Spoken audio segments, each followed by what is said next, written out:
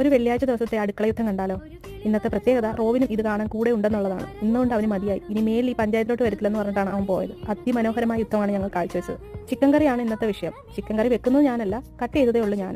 കറി വെക്കാൻ കെട്ടിയവൻ കയറിയതുകൊണ്ട് എന്തൊക്കെയോ ഭയങ്കര ബിൽഡപ്പ് ചെയ്ത് കറി വെക്കുന്നു പറഞ്ഞു. പറഞ്ഞത് മാത്രം ഓർമ്മയുണ്ട്. കുറച്ച് കഴിഞ്ഞപ്പോൾ വെള്ളത്തിൽ നീന്തി തുടിക്കുന്ന ചിക്കനെയാണ് ഞങ്ങൾ കണ്ടത്. ഒന്നും പറയാൻ വാക്കുകളില്ലാഞ്ഞുകൊണ്ട് ഞാൻ ഇതിൽ പറഞ്ഞു കൊടുക്കും.